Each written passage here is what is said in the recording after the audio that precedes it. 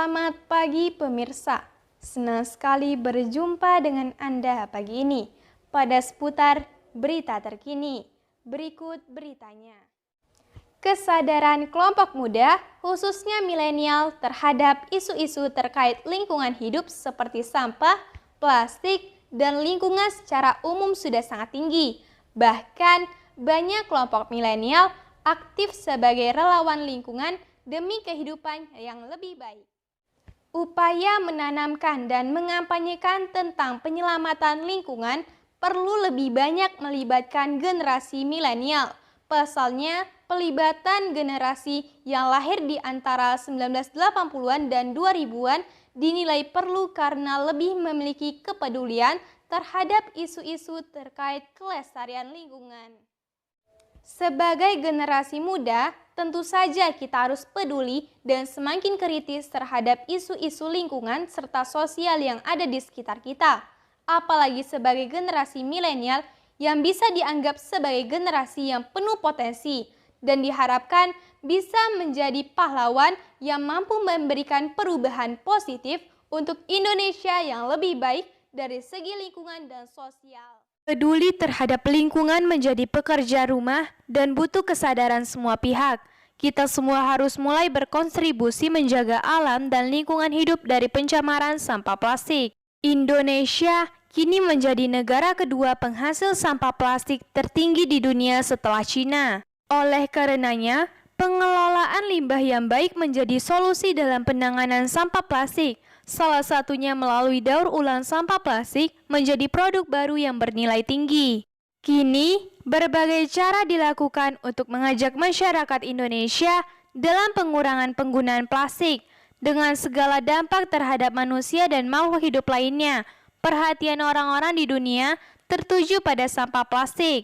Pemerintah Indonesia sendiri tengah berusaha untuk mengatasi masalah sampah plastik yang mencemari laut dengan menggalakkan program Gerakan Indonesia Bersih. Hal ini bertujuan untuk mengurangi sampah, serta mengutamakan peran serta masyarakat dalam menunjang perilaku hidup bersih dan sehat. Contoh kegiatan peduli terhadap lingkungan di dalam rumah adalah menghemat penggunaan air dan listrik, membersihkan rumah secara teratur, membuang sampah pada tempatnya, serta mengurangi plastik sekali pakai.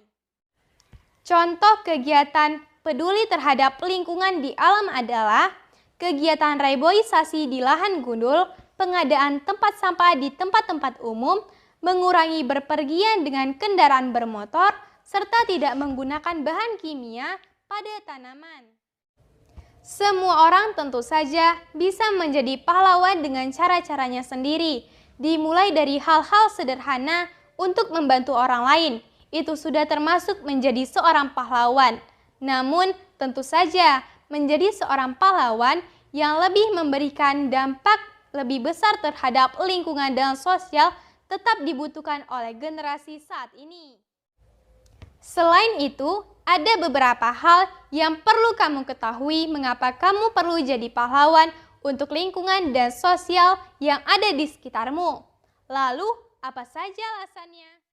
Yang pertama, purpose yang dimiliki milenial menjadi modal awal untuk jadi pahlawan yang peduli lingkungan dan juga sosial.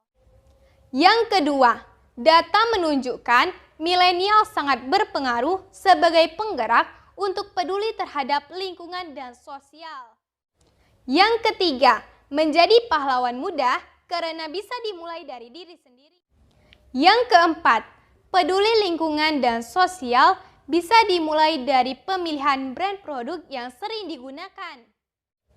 Yang kelima, diadakannya suatu program yang dapat membuat kamu berkiprah nyata untuk Indonesia yang lebih hijau.